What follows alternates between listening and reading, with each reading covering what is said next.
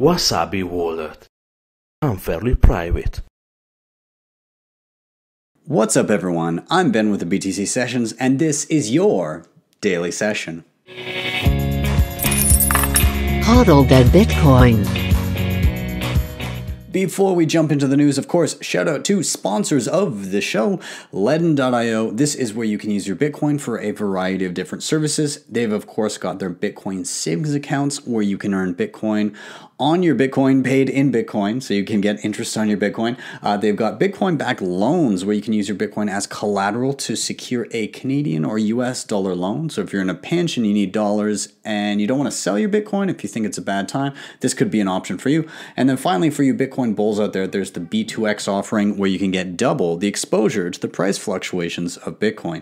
If you want to check out any of this, there's a link in the show notes. And if you use that link to get a loan, they'll actually credit you with an additional $50 worth of Bitcoin.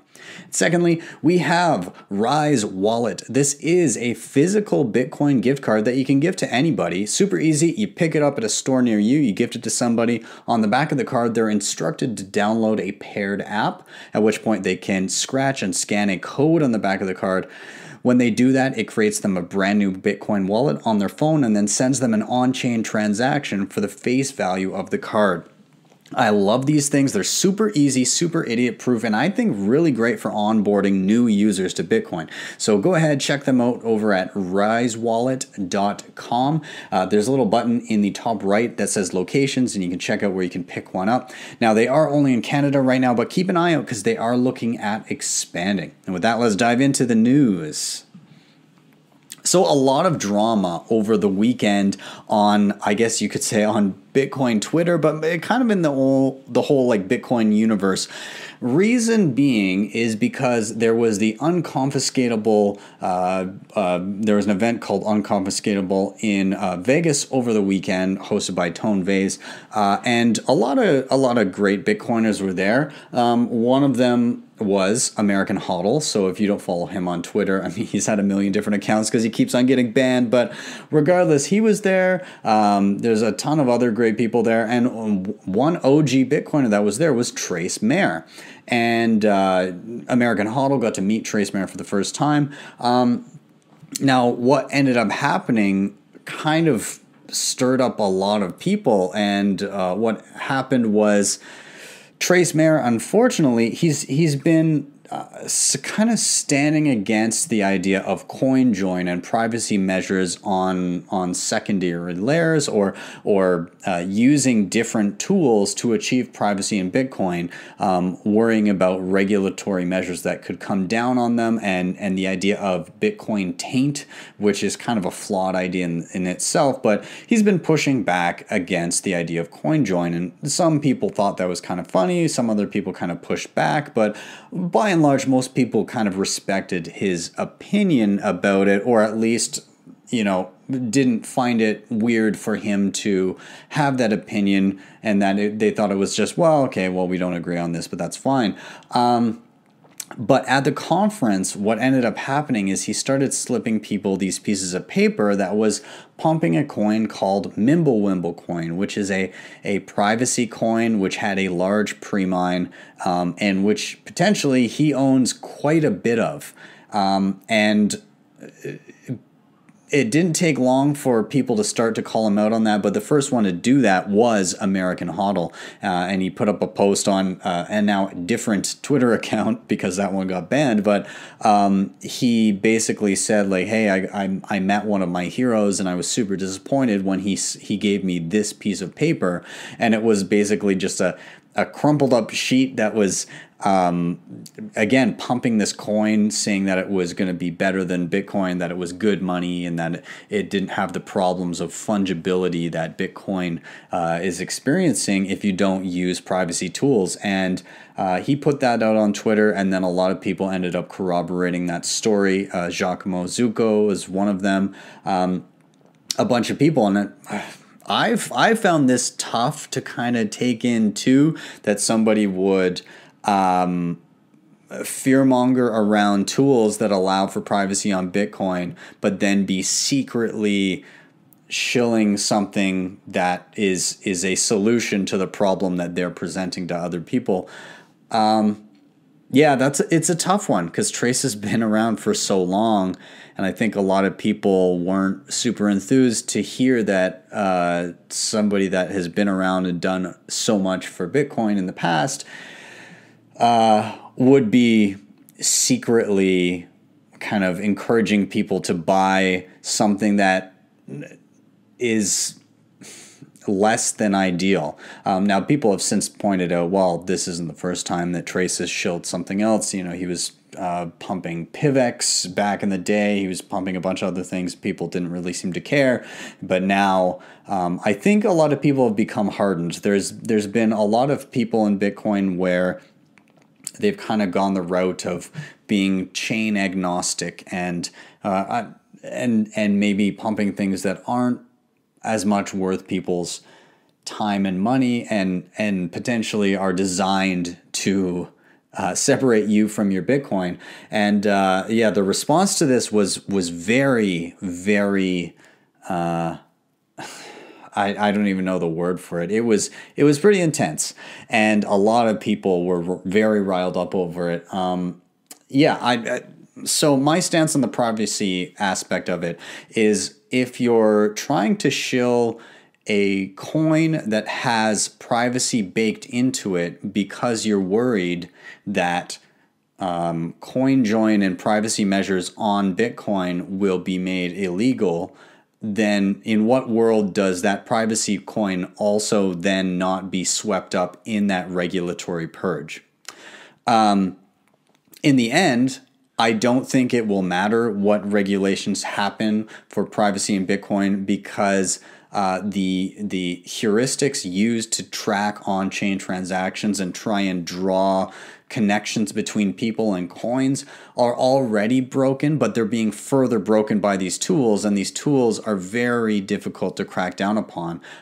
Many of these are open source things that can, you know, if certain repositories are cracked down upon, can easily be forked and utilized elsewhere. So this is software, and you can't really stop said software. Somebody somewhere will continue to create this kind of stuff, and it's like BitTorrent. It's the idea that if you can't have a centralized party doing something for a service that, and it's going to be cracked down on, so file sharing back with Napster, if you can't have that, then you get a piece of software that can be utilized by people everywhere that really has no central point of failure where you can crack down on, and that is things like CoinJoin and Whirlpool and other solutions, as opposed to centralized mixers. So in the end, I don't think it will matter. I think there will be so much of this that when people try to say, hey, these coins have been joined, we're going to flag them,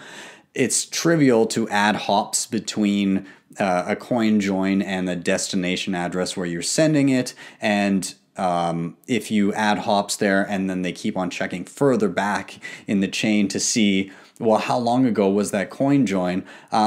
Eventually it gets to the point where you're flagging all Bitcoin if you take it to its logical end. So I think it's a losing game for those trying to stop this from happening. In the interim, it could be a pain in the ass because people won't know what to do. But I think the end game here, if you think adversarially, eventually everything will carry taint, and thus nothing will be tainted. So we'll see how that plays out. Anyways, American HODL, he was previously not really giving a shit about privacy, but he did tweet out, I'm going to start mixing and providing CoinJoin liquidity. My apathy over privacy ends today. I will not be caught on the wrong side of history in a Bitcoin civil war. Lines are drawn, shots fired. The privacy war has already begun. So kudos to American HODL. Hats off to you, and I hope that your privacy journey is an exciting one. Glad to see you jump on this. And I shared a Wasabi wallet tutorial. Matt Odell from Tales from the Crypt has got some great tutorials out there around this stuff. And there's plenty of good resources out there, so I'll try and include something down below, but be sure to check that out. With that, let's move on. Warren Buffett, he gave away his Bitcoin that Justin's son gave him. Surprise, surprise. So a little context in regards to this. Justin Sun, the creator of Tron, bid like $4.5 million to have lunch with Warren Buffett. Now that money goes to charity. But eventually when he did end up having a meal with Warren Buffett, he gave him a wallet with Bitcoin and Tron, unfortunately, on it. And so Warren Buffett said that he doesn't, and he never has and never will own any cryptocurrency recently in the news. So he also doubled down on his anti-crypto stance. So he said cryptocurrencies basically have no value. They don't produce anything in terms of value, zero. He also said, so you can look at your little ledger item for the next 20 years and say, and it says you've got X of this cryptocurrency or that. It doesn't reproduce. It doesn't deliver. It can't mail you a check. It can't do anything. And what you hope is that someone else comes along and pays you money for it. Now, there's major pushback from a number of people on these stances. You had Tim Draper talking about, well, of course he's not going to like it. He's a traditional investor. He's heavily invested in banks, which, if Bitcoin is successful, then banks are one of the major players that stand to lose. So he's incentivized to not like something like Bitcoin. And also, Tim Draper pointed out that he has a lot, like double a lot of his net worth in Bitcoin, and that he has largely moved it there over the past 6 months because the market was getting a little out of hand. He said it was to the point where Uber drivers were day trading. So he moved to something that he considers to be much safer. Now, also, in response to this, you had Anthony Pompliano from Off the Chain podcast. He was on CNN talking with Julia Chatterley, and they were talking, of course, about Bitcoin. And he did have some words about Warren Buffett and his stance on things. He said that, I don't really take technology advice from someone who uses a flip phone or doesn't use email. Which, I mean, excellent point. He did go on to say, well, Warren Buffett is the best at what he does, but what he does is largely concerned with traditional investing and trying to find undervalued blue chip stocks. But he's traditionally been wrong on anything to do with technology. So when it came to Apple, when it came to Amazon, when it came to a lot of these early kind of internet era unicorn companies, he was totally wrong, and he's since apologized to his investors for missing those boats. In fact, he was not on the train of Apple in 2016, and as of around now, it was just a few days ago that he said Apple is probably the best company that he knows. So clearly, he's behind the 8 ball when it comes to anything related to technology, and I don't see why Bitcoin would be any different. So I think it's best to look to other sources when it comes to digital value than somebody who's as traditional as Warren Buffett. Not knocking what he's been able to accomplish in his lifetime around traditional investing, but this is a different ballgame, and it's tough to have any real insight into that space if you don't understand anything digital. So yeah, I guess that's about it. I'll link to the Anthony Pompliano clip below. It's a pretty good one. He does a pretty good job here, I'd say. Check it out. He does more than just talk about Warren Buffett in the clip. Okay, moving on. Caitlynn Long dropped a bombshell the other day, and I'll read a little bit from her tweet here. Introducing Avanti, I think I'm saying it right, Avanti Bank, a new U.S. bank to serve digital asset industry, offering new products and SVCs not currently available in the US dollar markets, along with tech partner Blockstream. It's Wyoming based. We're preparing the long process of charter application and aim to open in early 2021. So they're aiming to become a charter bank that caters specifically to digital asset and cryptocurrency related funds and companies. So a couple of the interesting notes here. She said that a critical piece of U.S. market infrastructure is missing, a regulated bank that can act as a bridge to the Fed for payments and custody of cryptocurrencies for big institutional money, which would include things like pensions, endowments, foundations, corporations, sovereign wealth funds, all of that. And they need this before entering cryptocurrency in any big way. Regulation had blocked it. Now, for those of you that are looking at this going, oh, great, major cryptocurrency custody and Bitcoin custody is a huge attack vector. I agree. I agree that having a lot of Bitcoin in custody can be scary and you're taking counterparty risk. However, she goes on to say that they are indeed they are respecting not your keys, not your coins, and also working on the idea to offer levels of institutional custody services accordingly with not your keys, not your coins, which would include things like multi-sig signing as a service and other things, services working with Blockstream features that are available out there and more. Yes, some interesting stuff coming out of Caitlynn Long and Wyoming. And if this is in line for early 2021, that could be some good timing. That could really expedite things because and again, I could be totally wrong, but I'm getting the feeling that this year is kind of the warm-up with the halving coming. As in previous halvings, this year is kind of the warm-up where we just start to get close to that previous all-time high near kind of the end of the year or early next year, which after that point kind of spurs on a mania. And if that comes to fruition and something like this launches in the midst or in the early stages of that, it could make the kind of steamroller effect of this exponential. So we will see what happens, but very interesting. And for me, most interesting when it comes to timing. All right. I wanted to touch on another story here. And kudos to, I did get a message on Twitter about this, but I did also see it in the Bent, Marty's Bent. If you don't subscribe to that newsletter, very much worth checking it out. But Zebedee is creating a developer dashboard for companies and game developers that want to incorporate Bitcoin into their games. So I'm going to read a little bit from their post here. They said, what if the points collected in a game were worth something? What if they could be collected and then taken out of the game?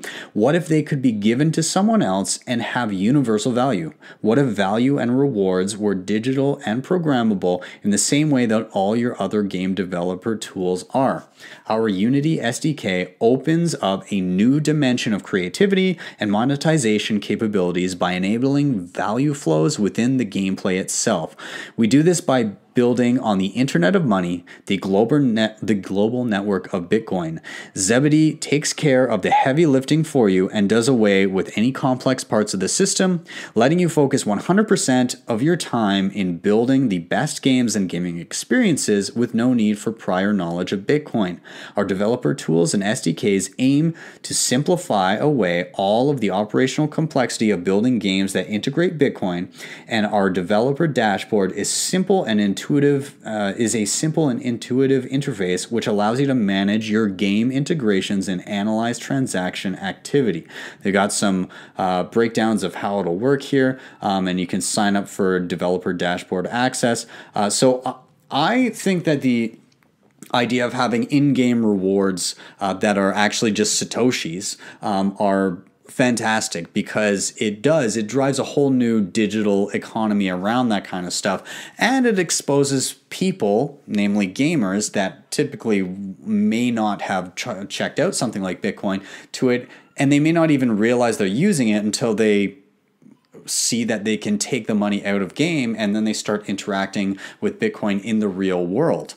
At that point, it flicks a switch in somebody's brain and they say, oh, this actually has value, and oh, I can earn money within the game. And again, these economies start to be created through this mechanism. I think is very interesting. Now, of course, this isn't without issue. One, do you want to separate yourself from your Bitcoin via a game? It is a little bit of gambling, right? You got to put money on the table, and you can lose or gain money depending on how you perform in the game. Now, secondly to that, there is, of course, the idea that what happens when somebody figures out how to compromise a game? Now, instead of just points and user rewards that can be reversed, well, once they remove Bitcoin via Lightning Network from the game, that money is gone. And so exploits are going to have real world consequences. So that's something that does have to be approached very carefully. And I'm sure there will be stumbling blocks that happen and speed bumps to be encountered, but we will see how that plays out. Now, one of the games, and this is from a different company, but one of the games that I'm interested in is called Light Night, and so it's kind of like a battle royale type thing. Very much looks like oh god, and now of course I'm forgetting the name of the game. Oh god, everybody's screaming at their screen right now. Fortnite. Oh my god, I'm an idiot. Of course, night. Anyways, very much Fortnite style, but they are incorporating Satoshis into the game, and they are launching very, very soon. These guys are going to be at Bitcoin 2020 showing off some demos and everything. They actually reached out to me and they were like, hey, do you want to mention this? I had already heard about it from Tales from the Crypt and a few other people, but they're actually making a skin in the game that is going to be my stupid logo face somewhere on something. So I'm excited about that. But anyways, yeah, I'm very interested to play this. It'll be dropping. So I think their aim was, to have the single player in like this month, and then potentially multiplayer next month. Of course, who knows? Roadmaps a lot of things can be thrown into the mix, but and then early access in May, game polishing in July, Bitcoin metagame in September, beta, official launch as of the beginning of next year. So. They've got some previews of what's there. You can you can sign up in advance. So yeah, feel free. I'll include a link down below if you want to check it out. But yeah, I'm excited to play around with this, and I'll let you know what I think. And I'm excited to meet these guys at Bitcoin 2020 as well. So if you want to check them out, Lightnight, lightnite.io, and you can get a little preview of what it looks like. And also there's a link down below that I'll include where you can actually sign up to or pre-order the game if you really want to, which comes with its own benefits. So yeah, I'm gonna wrap up with that. Thank you guys so much for watching and or listening. If you are on YouTube, please do hit like, subscribe, and share. If you're on the podcast listening to audio only, then please do share that on your social media. It's always great to get more people on the podcast end of things. If you want to help out the show in another way, you can always hit up the sponsors that I mentioned down below, LEDN and Rise Wallet, as well as Wasabi Wallet to help protect your Bitcoin privacy. Check them out. And finally, you can always check out NordVPN to help this show. This is something that I use regularly on my computer and my phone. It hides your IP address, it encrypts your browsing data, and it allows you to unlock some geo-block content. So if you can't access something in your locale, well, you just change your locale within the app and it'll unlock for you. Yeah, if you want to check them out in using my link, then it'll get you a deal where it's 70% off, plus you'll get a free month, and then it ends up being about $3.49 a month. So pretty damn good. Yeah. And with that, I am out. Have a wonderful evening, and I will see you guys next time for your daily session.